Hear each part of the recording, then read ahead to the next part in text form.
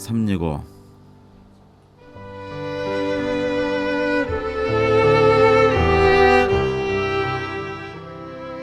지난 4월에는 네팔에 강진이 있어서 많은 피해를 보았습니다. 그리고 네팔은 2008년에 이미 그 힌두 왕정이 무너졌고 이제 공화국으로 출발을 했었습니다. 그리고 거의 10여 년 지난 지금까지 그 헌법이 제정이 안 됐었는데 지난 9월 20일 그 새 헌법이 네팔의 새 헌법이 제정이 되었다고 합니다. 그래서 이런 네팔의 상황에 대해서 특히 새 헌법을 통해서 보는 우리 기독교 선교에 관한 여러 가지 그 가능성과 도전에 대해서도 한번 오늘 특집으로 지금 시간을 마련해 보았습니다. 그래서 지금 네팔에 계시는 우리 그 네팔 선교회 우리 한인 선교사회 그 회장님이기도 하신 우리 어중경 선교사님 지금 전화로 연결했습니다. 선교사님 안녕하세요. 네, 안녕하세요. 네, 선교사님. 지금 뭐 네팔 우리가 소식을 듣고 있는데 아주 뭐 긴박하게 지금 그 소식들이 들어오고 있는 것들 중에 하나가 최근에 그 헌법이 제정되었다고 이렇게 소식을 들었어요. 예, 지금 그 네, 상황 좀 그 현재 상황이 좀 어떤가요? 예, 지난 토요일 날, 최종적으로, 재헌회에서, 마지막 헌법을 최종 공포하는, 하기 위한 준비가 다 마무리가 되고, 주일날에 이제, 대통령이 정식으로 그 헌법에 사인을 하고, 정식 공포하는 그러한, 행사를 가졌고요. 그로부터 이제 그 순간부터 이제 새로운 헌법이 바로 그 효력을 발휘하기 시작했습니다. 굉장히 오랫동안 기다려왔던 그런 그 결과로 얻게 되었기 때문에 많은 사람들이 굉장히 흥분해 있고요. 흥분하게 되었고 굉장히 기뻐하고 또 축하하고 그런 분위기가 됐습니다. 불꽃놀이도 하고 또 여러 각계층에서 이 신헌법을 환영한다. 또 이 신헌법을 바탕으로 이제 네팔이 더 발전해 나가야 한다. 그리고 우리가 더 함께 새로 더 좋은 네팔의 국가를 건설하기 위해서 노력해야 된다. 이런 종류의 여러 성명들이 발표되고 또 여러 축하하는 그런 기념하는 그런 행사들도 많이 있었습니다. 그런데 이제 문제가 뭐냐면 그 헌법 모든 국민이 다 이 헌법에 만족하고 또 하면 좋겠는데 그렇지 않은 상황이 참 좀 안타까운 그런 상황인데요. 특별히 네팔의 남부지방에 있는 종족들, 특별히 타루족이라고 하는 종족들하고 그리고 머데시라고 해서 이제 인도 쪽에서 올라온 종족들이 이제 이 법안에 대해서 지금 공식적으로 거부를 하고 있는 상황이고요. 그래서 이제 그 헌법에 반대하는 시위 데모들이 지금 남부지방에서 활발하게 이루어지고 있고 어떤 지역에서는 계엄령이 발효가 되고 있는 경우도 있고 또 심지어 이제 한 지역에서는 데모대가 시위대가 그 경찰서를 습격을 해서 경찰들이 수명이 목숨을 잃는 그런 상황까지도 발생을 했었습니다. 그리고 또 이 헌법에 인도가 영향을 주고자 했는데 그 인도의 그 영향력이 많이 제한이 됐어요. 그러다 보니까 지금 인도에서도 이 헌법을 환영하지를 않고 있고 또 네팔의 남부지방이 동쪽 서쪽 남부지방이 다들 인도와 국경이 있는데 모든 물자들 다 인도 국경을 통과해서 이제 넘어오게 되는데 지금 인도 그 세관에서 또는 그 국경에서 네팔로 들어오는 물자들이 원활하게 들어가지 못하도록 지금 통제를 굉장히 심각하게 하고 있는 상황입니다. 그래서 카트만두에서는 지금 어제부터 그 가스와 기름이 부족해서 굉장히 이제 서민들이 어려움이 가중될 것으로 생각을 하고 있고 인도가 만약에 계속해서 이거를 이제 빨리 풀지 않고 하면은 장기적으로 가게 되면 굉장히 네팔 사회상이 어려워질 수 있지 않을까 생각을 하고 있습니다. 네. 지금 그 특별히 새 헌법 그 제정이 된 내용 중에 저희 또 그러면 우리 그 기독교계에서는 또 어떤 반응이 좀 있나요? 네. 어떤 사람이 그렇게 얘기를 했다고 합니다. 5%도 안 듣는 기독교가 80%를 넘는 힌두교를 눌렀다. 그런 표현을 썼다고 그래요. 그 정도로 이번에 이제 그 신헌법이 상당히 그 종교의 자유를 굉장히 이렇게 보장을 하고 있는 쪽으로 그렇게 이제 개정이 됐습니다. 그래서 이제 예를 들면 이 국가 이해 이제 전문에서 헌법 전문에서 그 5항에 보면은 국가의 이해를 설명하는 항목 중에 거기에 이제 독립국가다, 주권국가다, 그리고 단일국가다, 즉 지역적 국경이 이제 다른 나라에 의해서 침해받지 않는다. 그다음에 자율적 국가다 이런 쪽 나열이 있으면 그 안에 뭐가 있냐면 secular이라는 표현이 있어요.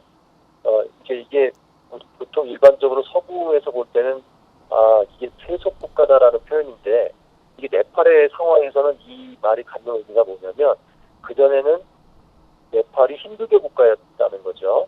그리고 정부도 당연히 힌두교를 보호하는 그런 정책들을 우선적으로 펼쳐왔다는 걸 말합니다. 그런데 세큘러 국가라고 하는 것을 통해서 이제 정치와 종교는 별개고 국가와 정부는 별개다라고 하는 것을 이제 그 공포를 한 거고요, 공식적으로. 그래서 정부가 그 어떤 종교에 대해서도 한쪽으로 치우치지 않겠다. 즉 종교적인 부분에 있어서 절대적으로 중립을 유지한다라고 하는 국가 정체성을 그렇게 기술을 한 겁니다. 그거를 가지고 이제 힌두교를 힌두교화 시켜야 한다. 네팔이 다시 힌두교 국가로 다시 복원되어야 된다고 하는 쪽에서는 이걸 가지고 계속 물고 늘어졌는데 그들의 세력이 워낙 크지 않았기 때문에 그리고 지금은 힌두교인들이라고 하더라도 종교 자유 그리고 모든 종교가 동등하고 공평하게 대접을 받아야 된다는 부분에 있어서 많이 동의를 하고 있는 그런 상황으로 많이 바뀌었습니다. 그런 부분들이 굉장히 좋은 점으로 작용을 했고요. 그 다음에 이제 26조에 보면은 종교 자유에 대한 구체적인 그 시민이 가지는 기본 권리 중에 종교 자유의 권리가 보장되어 있는데 여기에서도 이제 세 개의 항목이 있습니다. 세 개의 항목이 있는데 첫 번째는 각자가 자기의 원하는 종교를 선택할 수 있고 그리고 그것을 더 발전시키기 위해서 그것을 보호하고 발전시키고 증진시킬 수 있는 그런 권한이 있다. 그리고 이번이 굉장히 좋은 부분인데요. 각 종교 기관들은 독립된 그 하나의 자치 지구로서 또 정부의 법적으로 보호를 받을 권한이 있다라고 하는 것이 이제 기록이 되어 있습니다. 세 번째 항이 이제 조금 저희들이 이제 신경이 쓰이는 게 있는데 세 번째 항이 좀 상당히 깁니다. 이 긴 내용 중에 뭐냐면 비록 종교의 자유가 있지만 이것이 어떤 공익적인 공동의 이익이라든지 뭐 일반 보건이라든지 이런 부분에 만약에 문제를 일으킨다면 그것이 법적으로 제재될 것이다라고 하는 표현인데 그 중에는 다른 사람의 종교를 변화시키기 위한 그러니까 개종시키기 위한 활동은 금지한다라고 되어 있습니다. 그러니까 각자가 원해서 각자가 좋아하는 종교를 갖고 그 종교를 발전시키기 위해 할 수 있는 노력은 다 할 수 있지만 다른 사람의 종교를 바꾸려고 하는 행동은 그것이 법적으로 제재를 받는다고 하는 건데요. 이 부분에 있어서 이것이 그래서 선교나 전도에 그렇게 큰 지장을 줄 것이 아니냐라는 우려를 할 수도 있지만 사실 여태까지 네팔은 이 전통이 강했어요. 그러니까 힌두교 국가이기 때문에 기독교가 들어오는 것에 대해서도 우호적이지 않았고 또 전도하는 것에 대해서도 노골적인 핍박이 있었고 거리에서 전도지를 나눠주다가 얻어맞는 사람이 있기도 하고 그랬었고요. 그전에 당연히 더 오래전에는 경찰에 구속되기도 하고 또 구치소에 갇히기도 하고 그런 적이 있었죠. 그렇지만 교회는 계속해서 성장해 왔고 특별히 친분 관계를 통해서 교회를 초청을 해서 교회 안에서 본인이 원해서 그런 모임에 가서 설교나 복음을 듣고 예수를 믿도록 본인이 결정하고 하는 것은 전적으로 개인의 자유입니다. 그것까지 제한하는 것은 아니고요.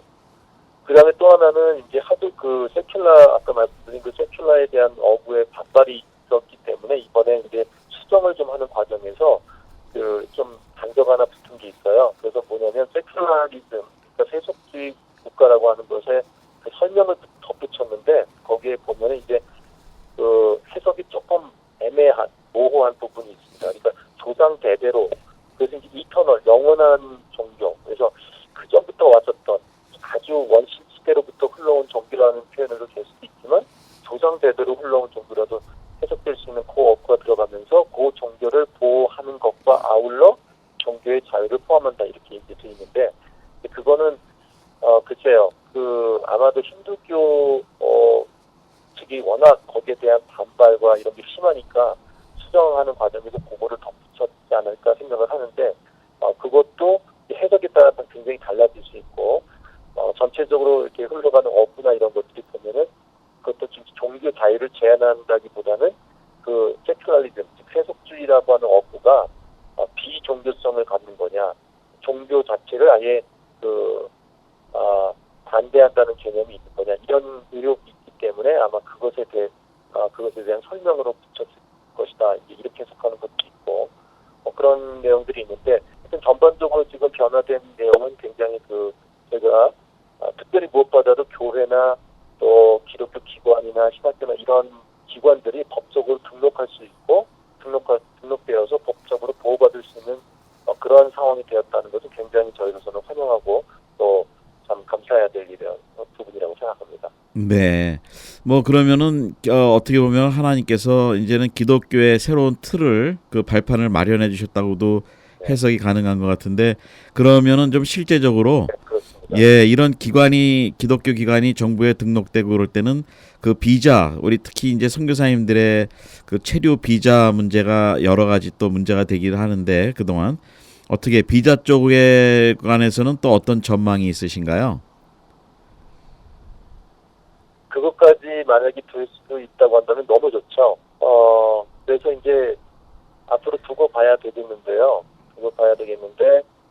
일단 개 교회들이 각자 또 등록을 할 것인지 아니면 어떤 교단을 중심으로 해서 정부가 이렇게 또 기독교계를 이렇게 법적으로 이렇게 어레인지를 할 때 그런 교단을 이제 꼭 교단을 통해서만 이렇게 해야 될지 또 기독교 기관에 대해서도 이제 어느 정도까지 허용을 할지 이런 부분에 있어서는 앞으로 좀 더 두고 봐야 될 것 같습니다. 그래서 저희들이 생각할 때는 아마 선교사라고 하는 그 직책 자체가 어떻게 보면은 그 개종 활동을 하는 직책으로 보통 인식될 수 있기 때문에 선교사 비자보다는 예를 들면은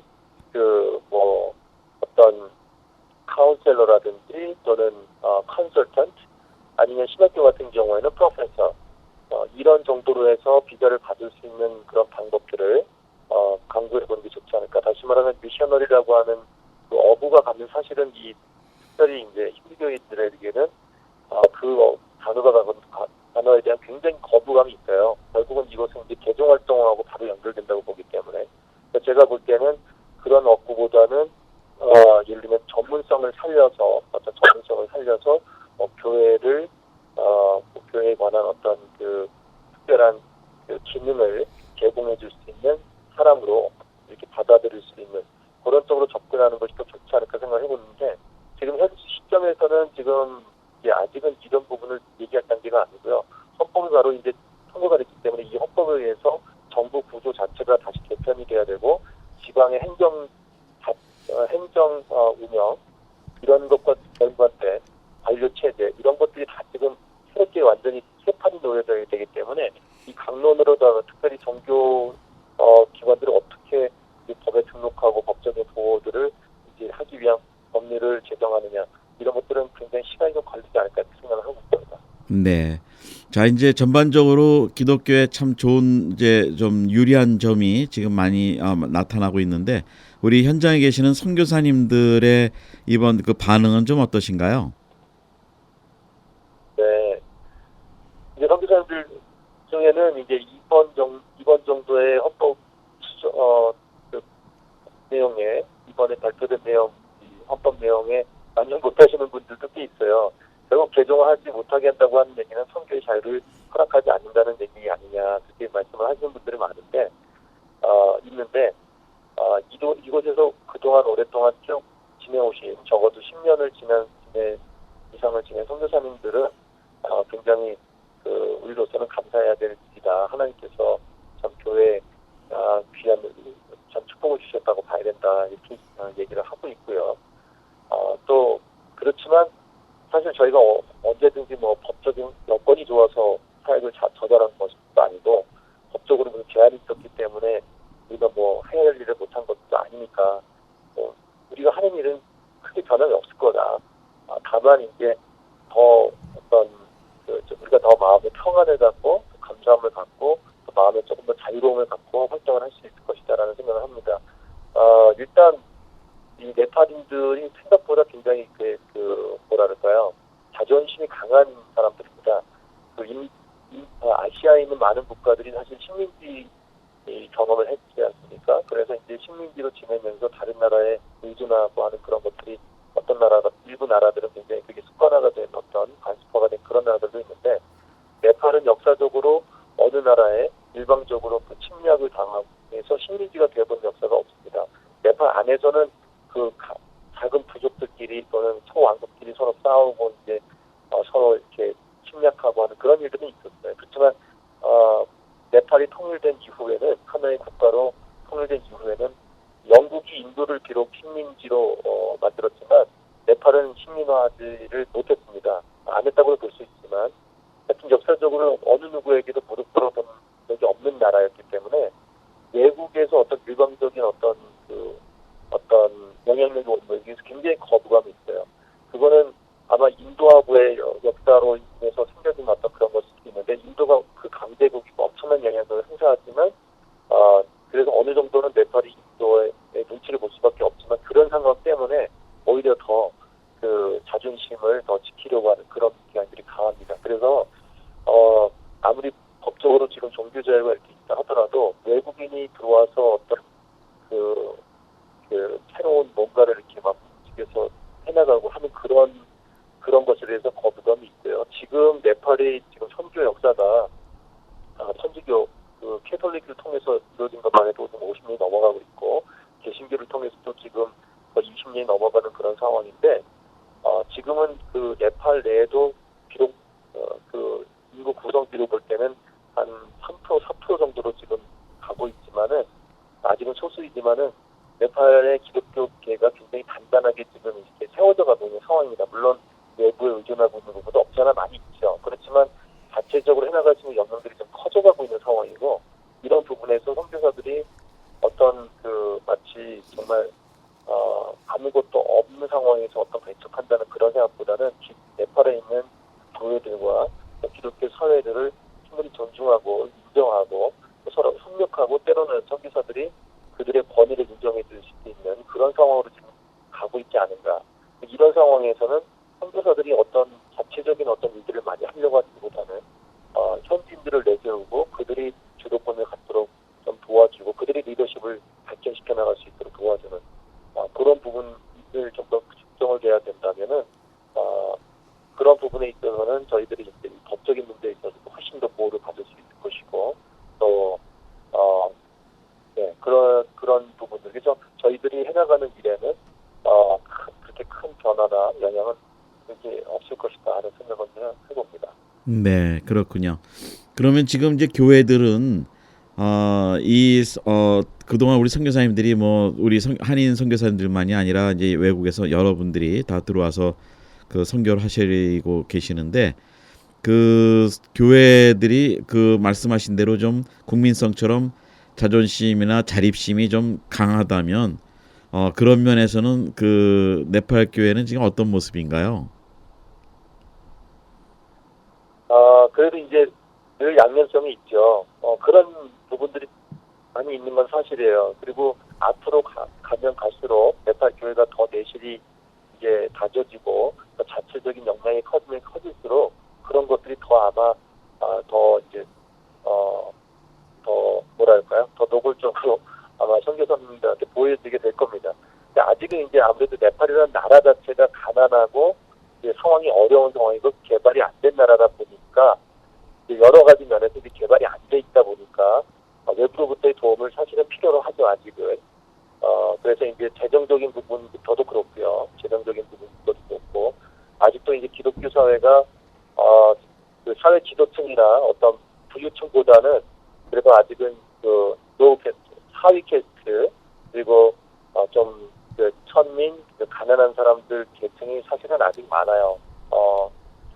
예전에 비해서는 그 상위 캐스트라든지 또 부유한 사람들 중에도 크리스천들이 되는 사람들이 이제 비율이 훨씬 늘어난 거는 사실이지만 그래도 여전히 압도적으로 가난한 사람들이 훨씬 더 많이 이제 기독교로 회심하는 일들이 많이 일어나는 걸 저희가 보게 됩니다. 그러다 보니까 이제 아무래도 재정적으로 많이 약해요. 그래서 선교사님들이 이제 재정적으로 도와줄 필요들이 계속해서 있고요.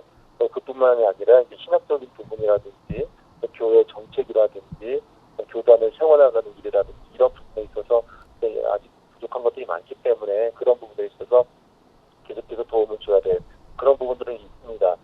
그렇지만 제가 아까 말씀드린 대로 이 네팔 분들의 기본적인 그 성향들이 굉장히 자존심이 있는 분들이기 때문에 그런 부분들을 선교사들이 미리 잘 알고 비록 도움을 준다 하더라도 예를 들면 그런 거죠. 지금은 저희들이 재정도 많고 또 줄 수 있는 게 많으니까 그들이 와서 우리의 도움을 받는다 하더라도 우리가 너무 그것으로 인해서 이렇게 위압적이고 또 어떤 일방적인 관계를 맺어서 하게 되면 그렇게 나중에는 이제 어떤 부분에 있어서는 이제 비판을 받을 만한 여지가 있는 거였으니까 그래서 그런 부분에 있어서 신경을 많이 쓰고 부족한 거는 채워주고 도와주되 이 네팔 사람들이 사실은 네팔 교회 지도자가 돼야 되니까 그런 부분들에 있어서 이분들의 권위를 자꾸 세워주고 역량을 강화시켜주는 그런 부분으로 이제 계속해서 선교가 방향이 가야 되지 않을까 이렇게 생각을 하고 있습니다. 네.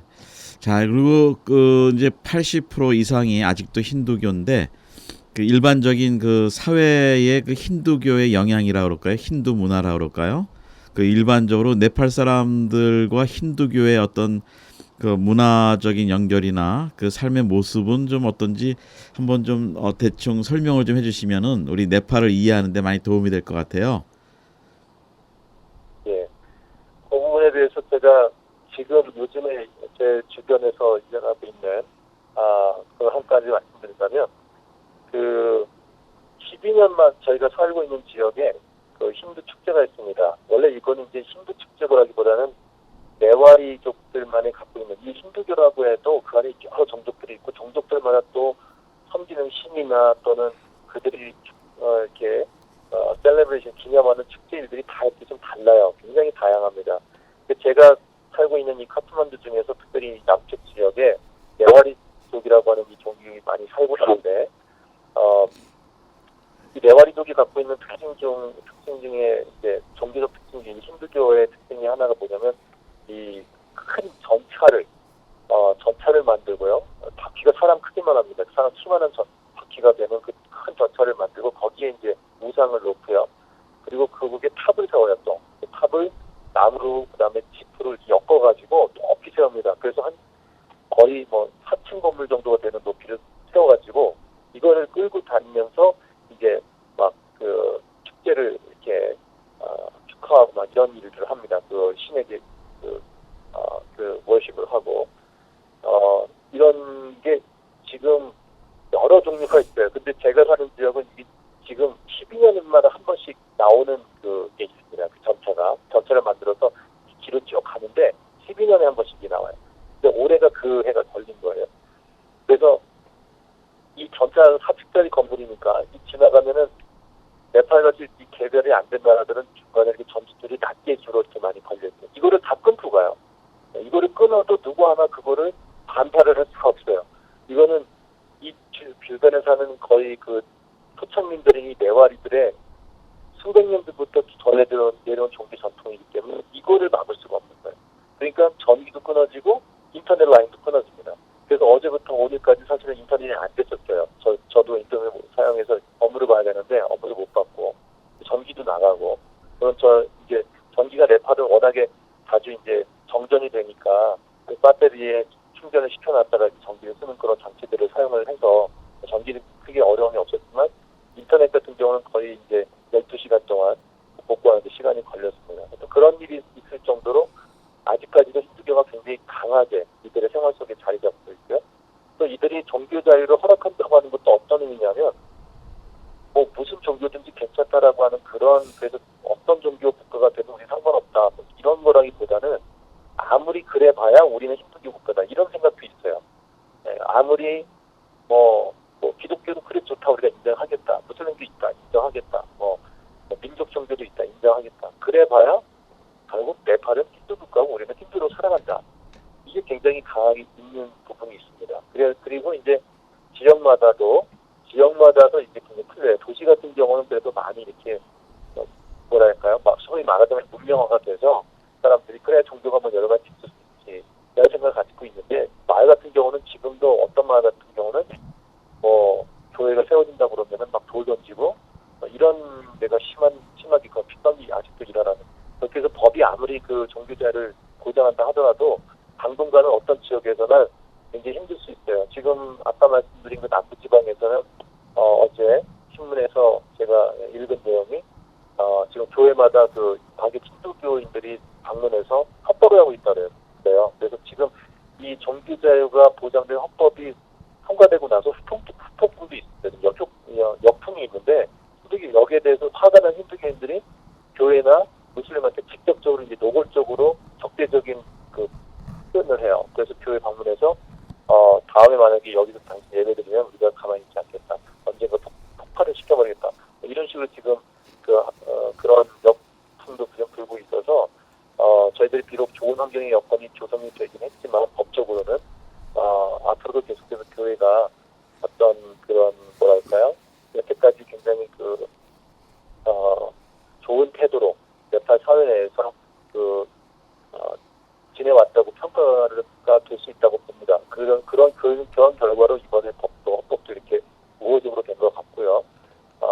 그렇게 봤을 때 교회가 더 겸손한 모습으로 네팔인들을 향해서 나아가는 그런 모습으로 해야 되지 않을까 이렇게 생각을 하고 있습니다. 네.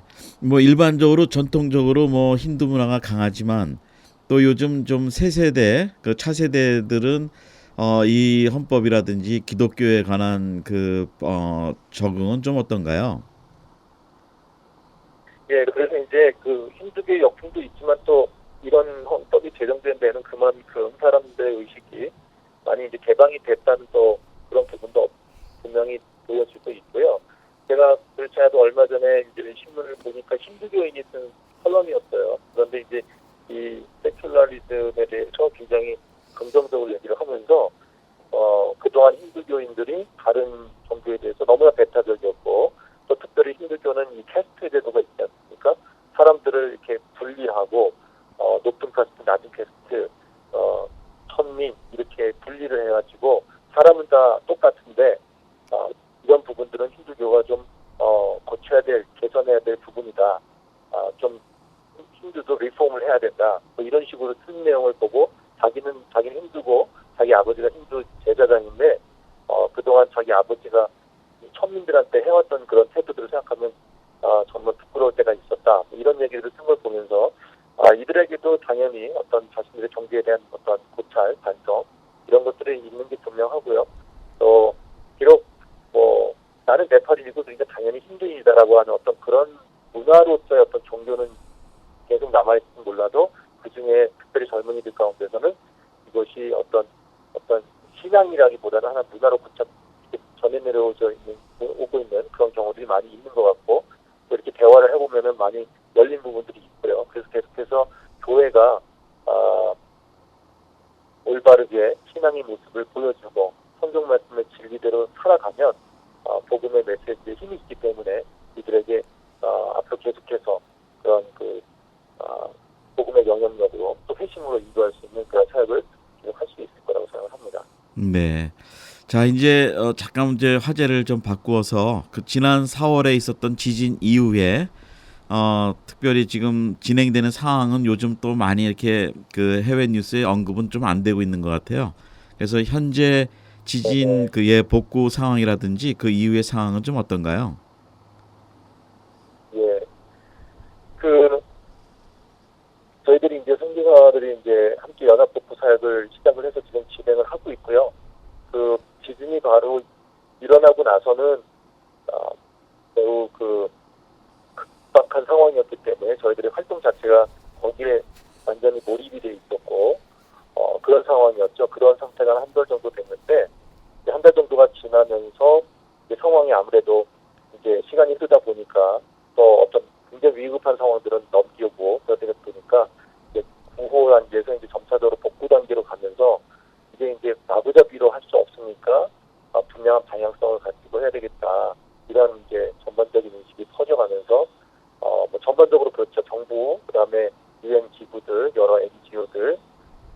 저희 선교사들도요.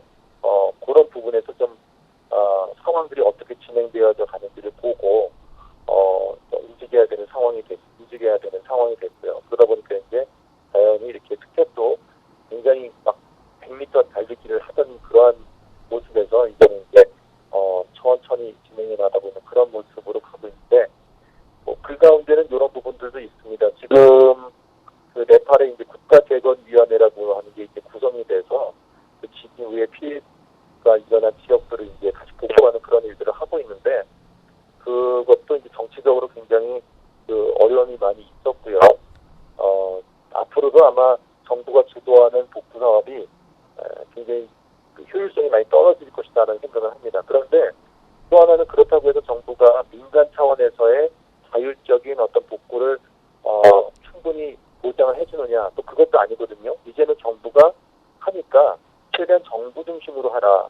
그리고 재정 같은 경우도 정부가 운영하는 그 복구 비용으로 지원을 해서 공식적인 지원이 되게 하라. 그렇게 이제 요구를 하는데 이러다 보니까 또 하나 그것에 이제 일리가 있는 건 뭐냐면 지진을 핑계로 대가지고 일반 사람이라든지 또는 평상시에 뭐 NGO 활동을 하는 사람들이 아닌 사람들이 외국에 이제 도움을 요청해서 재정적인 지원을 받는데 이거를 구호납으로 사용하지 않고 예를 들면 정치 비자금으로 뭐 한다든지 개인 축제를 한다든지 또는 뭐 심지어는 이제 걱정하는 것들이 이것이 이제 반정부적인 어떤 그러한 세력한테로 갈 수 있는 어떤 그러한 여건이 된다고 이제 정부가 판단을 해서 우려를 해서 이제 지금 그 외부로부터 들어오는 돈을 지금 굉장히 이렇게 통제를 하고 있는 상황입니다. 그래서 그 큰 돈의 금액을 이렇게 송금하면은 정부에서 이제 그거와 연관된 서류를 다 내도록 하고 있어요.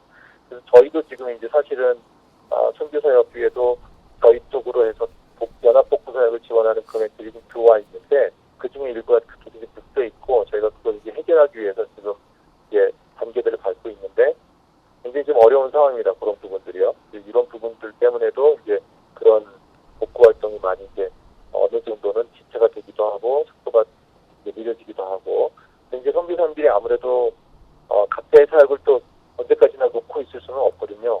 다시 이제 본연의 사역들이 있기 때문에 그것도 계속 진행해 나가야 되고 그러다 보니까 이제 복구 사역도 해야 되고 본인이 이번에 하던 일도 해야 되고 이러니까 이제 사실은 업무가 과중되는 그런 부분들도 없잖아 있는데 어쨌든 그런 부분에서 지금 이제 어떤 면에서는 이제 이렇게 좀 슬로우한 그런 단계로 지금 가고 있다. 그리고 이게 이제 그때마다 이제 정부 시책이 바뀌는데 예를 들면 그 전에 저희가 집중해서 여태까지 했던 것들이 학교에 임시 교사 그 교실을 세울 수 있는 간이 건물을 만들어주는 일을 해왔는데요.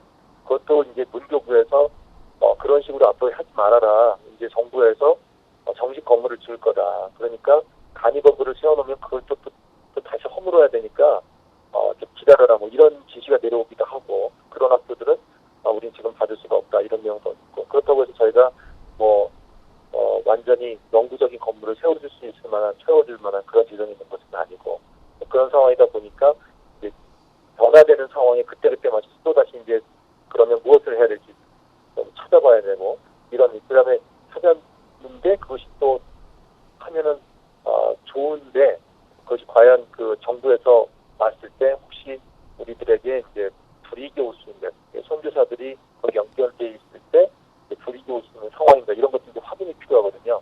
이러다 보니까 이제 선교사들도 지금 미쳐진 상황이고 기타 민간기구나 이제 NGO 같은 경우도 계속은 하고 있지만 아까 말씀드린 대로 정부 시책이 그때마다 바뀌어지고 이런 상황이 되니까 여러 가지 면에서 이제 점점 속도가 사실은 복구 속도라든지 이런 것들이 많이 이렇게 어떻게 보면 이제 노멀화됐다, 일상화됐다 이렇게 볼 수도 있는데 그런 템포로 지금 가고 있는 상황입니다. 네, 그렇군요.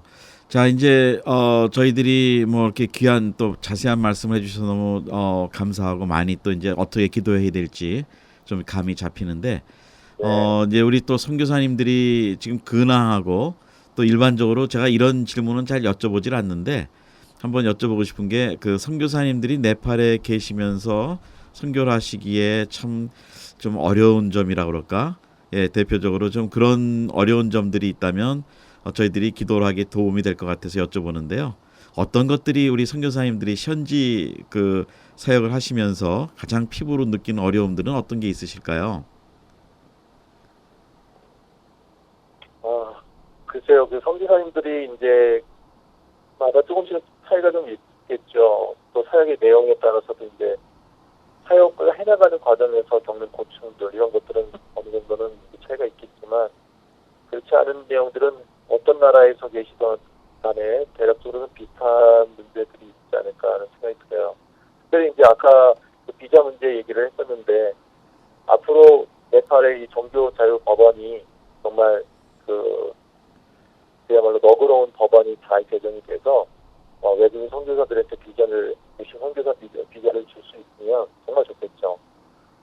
그렇게 되면은 좀 좋겠지만 또 안 될 수도 있는 것이고 지금 현재로서는 선교사님들이 이제 각자 비자를 이렇게 비자를 얻기 위해서 여러 가지 수고가 많이 필요합니다. 그래서 이제 뭐 학교를 다녀야 되면은 학교를 안 다니면 또 비자가 안 나오니까 학교 출석을 해야 돼요. 그러면은 하루에 최소한 1,000원씩은 거기에 시간 들여야 되고 그러다 보면 이제 그 하루의 반은 그걸로 이제 시간을 보낼 뿐만 아니라 그러고 나면 또 굉장히 이렇게 좀 많이 지쳐요. 이제 언어를 배우는 것 자체가 물론 언어를 처음에 배워야 되지만 비자를 얻기 위해서 이제 4, 5년 정도까지 이제 계속 학교를 다니게 되면 거의 이제 물론 언어는 잘 할 수 있겠지만 타협을 집중하기가 어려운 상황이 되거든요. 그런 부분들 예를 들면 그러면은 사업 비자를 한다. 그러면 이제 사업체를 운영을 해야 되고 또 그런 것에서 거기에 또 에너지가 들어가야 되고 재정이 들어가야 되고 이러니까 이제 그것도 어렵고 NGO 같은 경우는 뭐 말할 것도 없이 큰 재정을 갖고 와야 되니까 뭐 그것도 쉬운 일이 아니니까 그런 어려움들이 있습니다. 그래서 선교사님들이 조금 더 그 비자 여건들이 좀 그게 좋은 여건이 좀 됐으면 좋겠다. 예를 들면 사업 비자 같은 경우도 그 전에는 총 투자비가 2만 불이면은 그 계속해서 비자를 갱신해서 있을 수 있는 그런 투자 비용이었어요. 근데 이게 5만 불로 올랐어요. 그리고 또 오른다는 얘기가 있어요. 그러니까 이제 더더욱 이제 비자를 얻는 간격이 높아지는 거죠. 그래서 선교사님들이 장기적으로 이제 머물기 위해서는 좋은 비자 여건이 이제 필요한데 이게 어떤 비자 여건이 됐든지 간에 가장 좋은 거는 선교사 비자로 얻을 수 있는 가장 좋고요. 하다못해 제가 아까 말씀드린 대로 선교사 비자가 아니더라도 외국인으로서 교회 사역과 연관해서 어떤 컨설턴트라든지 또는 뭐 코디네이터라든지 퍼실리테이터라든지 이런 어떤 직책으로 해서 비자를 얻을 수 있는 방법. 신학교 같은 경우는 교수 요원으로 올 때 비자를 얻을 수 있도록 해주는 그런 방법들 이런 부분들이 이런 여건들이 되면 정말 좋겠다라는 생각을 하고요. 또 아무래도 이제 뭐 일반적인 내용이죠. 뭐 언어적인 부분 계속 감당해야 되는 부분이고 고국을 떠나서 이제 낯선 곳에 와서 지내니까 그런 부분들이 어려움이 있는 건 뭐 당연한 거고요.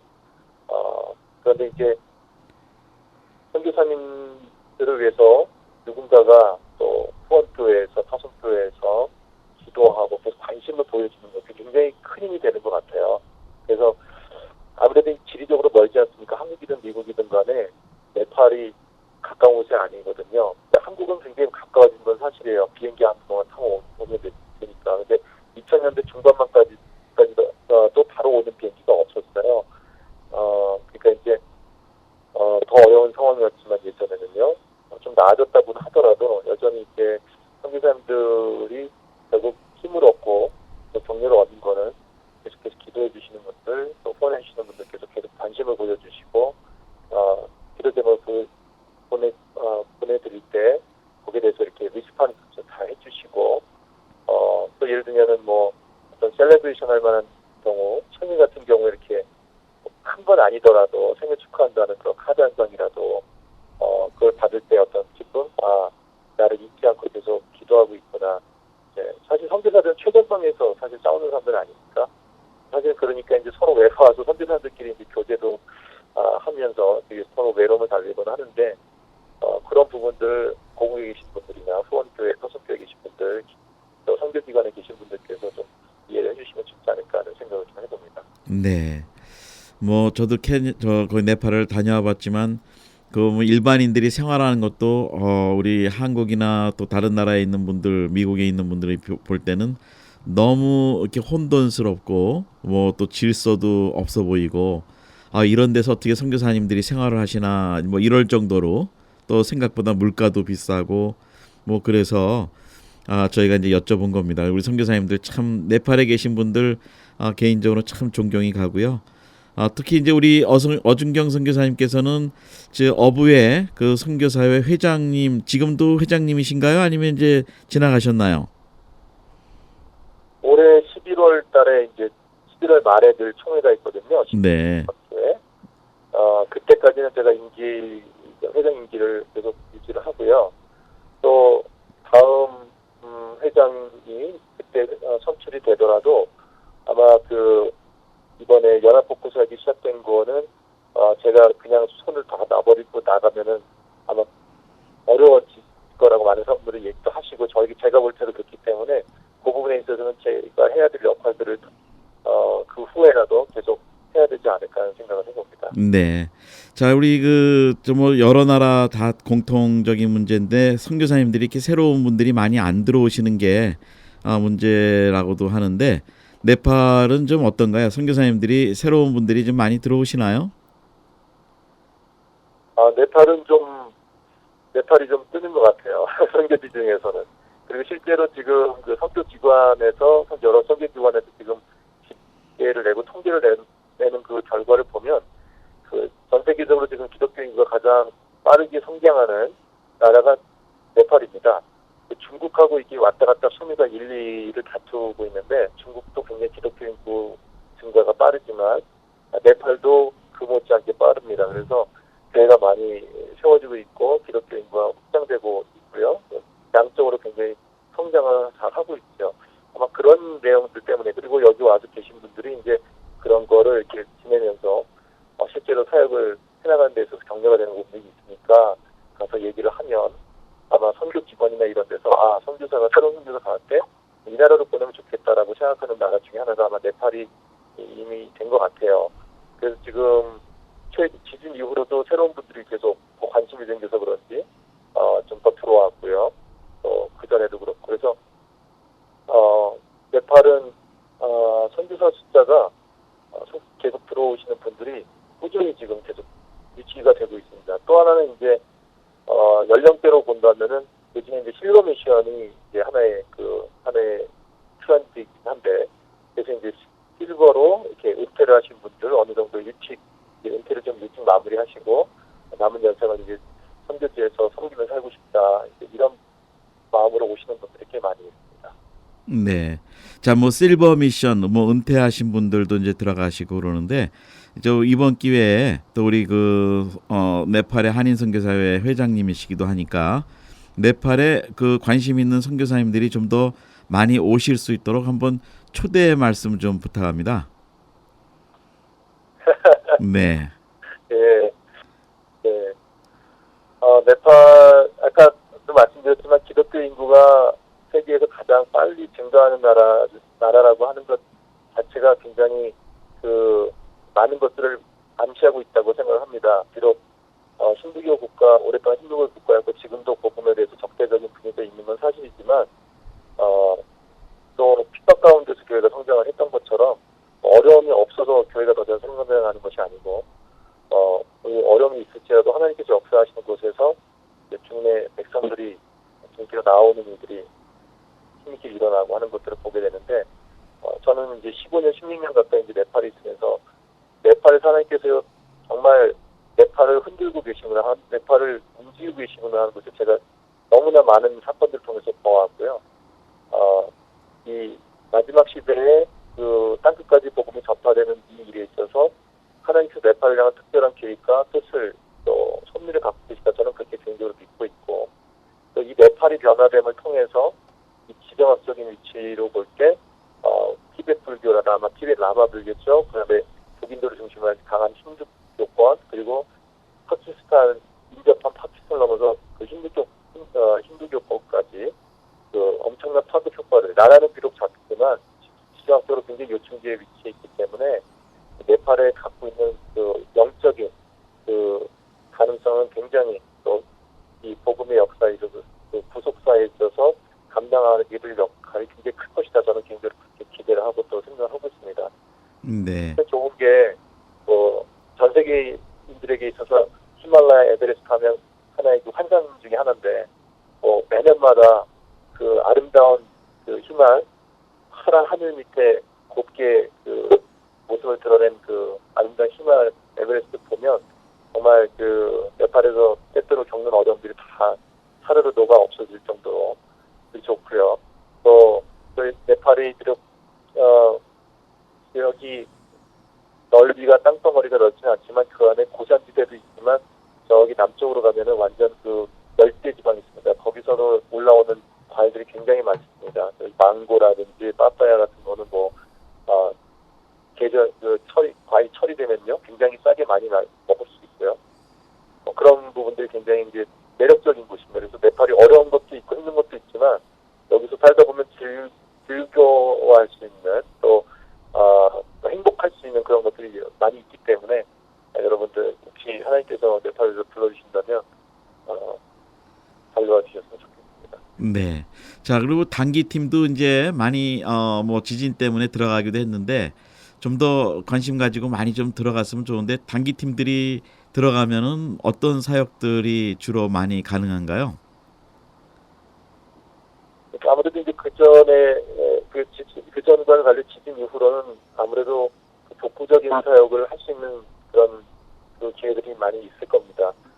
지금 우기 때는 사실 그동안 지금 지난 한 2개월 정도는 우기였기 때문에 산악 지역에 이제 산사태라든지 이런 것들이 크게 우려가 돼서 이제 그런 부분에 있어서 많이 제약이 있었는데 이제는 우기도 거의 끝나가고 있기 때문에 그런 부분에서 할 수 있는 영역이 있을 것 같고요. 또 굳이 그런 어떤 복구 사역이 아니더라도 평상시에 네팔에서 할 수 있었던 의료 단기팀이라든지 또는 아이들을 위한 특별한 프로그램들 준비해서 온다든지 하는 것들을 통해서 효과적으로 처음부터 직접적인 그런 복음 전도는 힘들지라도 그렇게 몇 번 프로그램을 통해서 이들과 문화적인 교류를 갖고 그 관계를 이제 하다 보면 짧게 복음을 전할 수 있는 기회를 얻을 수 있고요. 또 개인적으로 또 친구 관계를 만들어서 복음을 전할 수 있는 그러한 기회도 얻을 수 있고 그렇기 때문에 단기팀이 할 수 있는 그러한 기회가 충분히 많이 있고요. 또 아무래도 이제 그 단기팀에 올 때 현장에 계신 선교사님과 긴밀하게 소통을 하셔서 무엇보다도 단기팀의 만족이 아니라 선교지에 정말 효과적으로 선교에 도움이 되는 방식으로 그래서 단기팀은 비록 만족할 만한 것이 아니었을지라도 현지에 있어서 그 팀이 와서 한 그 일 때문에 어떤 그 현지인들에게 어떤 인상이 있었고 또 어떤 영향이 있었는지 그런 부분에 좀 더 신경을 쓰면서 선교사님의 그런 그 어떤 또 지도와 또 방향성 이런 것들을 전적으로 신뢰하면서 그렇게 준비하는 것이 필요하겠다 이렇게 생각하겠습니다. 네. 자, 이제 마무리를 좀 해보면서 또 질문을 하나 더 드려보는 게 그 이번 새로운 이제 원래 주제로 돌아가서 새로운 그 신헌법이 제정이 되고 네팔에 이제 여러 가지 또 소망이 생기는데 이제 큰 관점에서 우리 기독교적인 관점에서 우리 현장 선교사님으로 또 우리 선교사회 회장님으로 어떤 전망과 또 소망이 있는지 다시 한번 좀 전망을 좀 한번 정리를 좀 해주시면 감사하겠습니다. 네네. 사실 지진으로 인해서 굉장히 큰 어려움을 겪었습니다. 네팔이. 저도 참 마음이 가슴이 아프고 그런데 그것 때문에 이제 고난을 겪고 어려움을 겪게 됐는데요. 그래서 결국 신앙의 관점에서 보자면 이 모든 것 하나가 사실은 하나님께서 역사하시는 손길이 그 배후에 있고 결국은 이 땅을 축복하시기 위한 그 목적이 또 그 너머에 있다. 당장은 힘들지만 저는 그런 관점에서 보고요. 사실 지진이 일어났기 때문에 이번에 헌법도 신속하게 사실 통과가 될 수 있었는데 이게 더 몇 년을 더 끌 수도 있었어요. 이게 벌써 10년을 거의 가까이 끌어온 겁니다. 헌법을 만들기로 하면서 계속 그 각 이해 집단이 서로 충돌하고 갈등하고 그 헌법 조항의 하나를 얻고 하나를 만들지 못해가지고 대립하고 그랬던 것이 사실은 지진 때문에 어떻게 보면 우리가 이렇게 있어서는 안 된다 하는 어떤 위기의식을 갖게끔 했고 또 그것을 기초로 해서 지금 네팔 사람들이 이제 우리가 새로운 네팔을 건설하고 또 새로운 사회를 만들어야 되겠다 이런 굉장히 그런 부분에 있어서 동기부여가 좀 돼 있는 상황이 됐거든요. 이 부분들이 사실은 하나님께서 이 땅을 축복하시는 그런 과정 가운데 분명히 있는 거라고 저는 생각을 하고 그리고 이번에 헌법도 분명히 기독교와 또 복음에 있어서 유리한 그러한 분위기를 조성을 했기 때문에 앞으로 이제 네팔 교회들이 여태까지는 어떻게 보면은 그 언더그라운드였죠. 교회가 제대로 이제 정부도 교회가 실제로 존재하는 것을 인정을 안 했고 물론 크리스천 인구들을 집계를 하지. 그래서 그 결과로 그 기독교 교회들 또 기독교 기관들 또 신학교들 이런 들이 그 정부의 그 공식적으로 인정을 받아서 공식적인 활동을 이제 법적으로 보장받을 수 있는 그런 여건까지 되었다고 하는 것은 하나님께서 이제 앞으로 네팔에 귀한 일들을 하실 것이다라는 것을 전망하게 하고 있고요. 지금 네팔에 이미 아까 말씀드린 것처럼 상당히 그 네팔 기독교가 탄산하게 지금 자리를 잡아가고 있는 가운데 있습니다. 그렇게 힌두교의 그 억압과 핍박 가운데서 굴하지 않고 믿음을 지켜온 네팔 교회가 이제 그야말로 모든 여건이 우호적인 그런 상황 쪽으로 이제 흘러가면서 더 만개할 수 있는 그 기독교의 그 교회의 저력이 더 나타날 수 있는 그런 상황으로 그렇게 진행되어 나가고 있다고 생각을 하고요. 그래서 앞으로 네팔을 통해서 하나님께서 귀한 일들을 이루실 것이고 제가 이제 들어보면 예를 들어서 네팔인들도 전 세계에 많이 나가 있습니다. 특별히 이제 근로자로 많이 나가서 수고를 많이 하는데 그 중에 이제 중동 같은 지역에도 많이 나가 있고 거기에도 이제 네팔인들이 가서 그 예배를 함께 드리고 하는 그런 일들이 활발하게 일어나는 걸 보면서 하나님께서 이 땅을 통해서 이 땅 백성들을 통해서 귀한 일을 하실 거라는 그런 전망을 하게 하는데요. 네팔을 위해서 계속 기도해 주시고 네팔이 그런 하나님의 뜻 가운데서 귀하게 쓰임받는 나라가 될 수 있도록 기도해 주시고 세계 선교에 귀하게 쓰임받는 나라가 될 수 있도록 기도해 주셨으면 좋겠습니다. 네. 예, 오늘 우리 네팔의 신헌법 제정에 대해서 우리 네팔 선교사회 회장이신 어준경 선교사님 지금 전화로 긴급하게 연결해서 인터뷰를 해서 말씀을 들었습니다. 자, 우리 이제 선교사님 이 귀한 소식 잘 또 설명해 주셔서 감사드리고요. 이 방송을 함께 들으시는 우리 세계에 있는 우리 선교사 동료분들에게 마무리 인사 한번 해주시고 저희가 이제 마치겠습니다. 예, 인사를 부탁합니다. 네,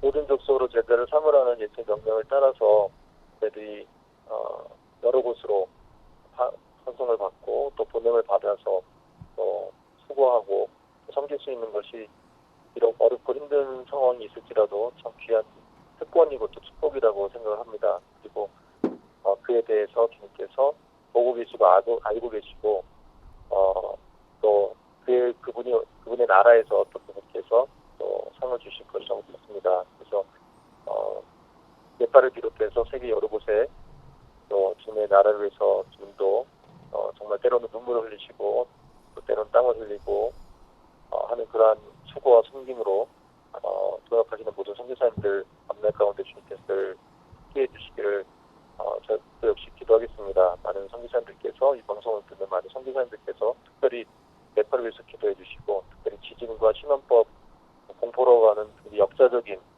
그런 변화의 그 경험을 하고 있는 이 나라가 결국 이것들이 전부 하나님의 뜻 안에 있다는 것 그리고 하나님께서 선하게 사용하실 것이라는 것을 저희들이 믿고 있는데 이런 같은 믿음을 가지고 기도해 주시고 네팔이 주님의 나라와 영광을 위해서 귀하게 쓰임받는 나라가 될 수 있도록 또 네팔 교회가 정말 순결한 교회가 되도록 또 저력 있는 교회가 되어서 복음의 빛을 또한 증거할 수 있는 귀한 사명 감당할 수 있도록 계속해서 기도해 주시기를 부탁드리겠습니다. 감사합니다. 네, 우리 어선교사님, 어준경 선교사님, 우리 네팔에 계시면서 참 귀한 격변의 그 기간에 선교 사역 감당하고 계시고 또 우리 선교사회를 이끌고 계시고 또 많은 수고를 하시고 또 신학교의 교수님으로 또 우리 거기 선교사 교계 지도자들을 또 가르치시고 수고를 많이 하시는데요. 하여튼 오늘 한 시간 동안 귀한 시간 내주셔서 감사합니다. 잠도 못 주무시고 지금 이렇게 인터뷰를 해주셨는데요. 더 건강하시고 또 하시는 사역 위에 주님의 은총이 함께하시기를 기도하겠습니다. 예, 선교사님 안녕히 계십시오. 감사합니다. 네, 안녕히 계십시오. 네, 안녕히 계십시오. 네, 감사합니다.